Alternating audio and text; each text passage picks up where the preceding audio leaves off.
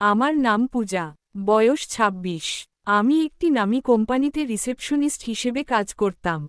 আমাদের পরিবারের আর্থিক অবস্থা খুব ভালো ছিল না। বাবার অসুখ, ভাইয়ের পড়াশোনা, বাড়ি ভাড়া সব মিলিয়ে আমার উপর বিশাল দায়িত্ব ছিল।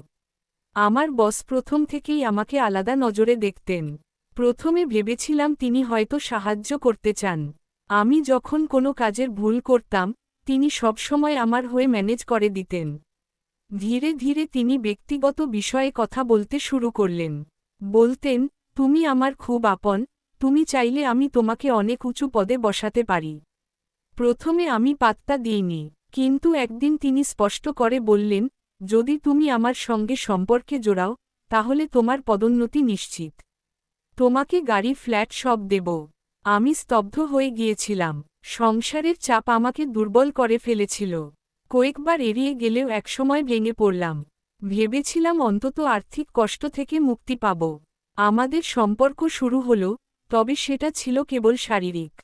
ধীরে ধীরে আমি বুঝলাম উনার চোখে আমি কেবল এক খেলনা। উনি বলতেন, ভালোবাসা আমার স্ত্রীর জন্য, তুমি শুধু আমার আনন্দের জন্য। আমি প্রতিবাদ করলে উনি হুমকি দিতেন চাকরি থেকে বের করে দেবেন। আমার চোখে জল আসত, কিন্তু তখন আর ফেরার পথ ছিল না। শেষমেশ একদিন আমি সাহস করে উনার সমস্ত কুকীর্তি কোম্পানির মালিককে জানাই। বস ধরা পড়ে গেলেন। ওনাকে চাকরি থেকে বরখাস্ত করা হলো। আজ আমি শিখেছি, কোনো মেয়েকেই কখনো লোভ বা প্রলোভনে পা দেওয়া উচিত নয়। সম্মান হারিয়ে পাওয়া অর্থের কোনো মূল্য নেই।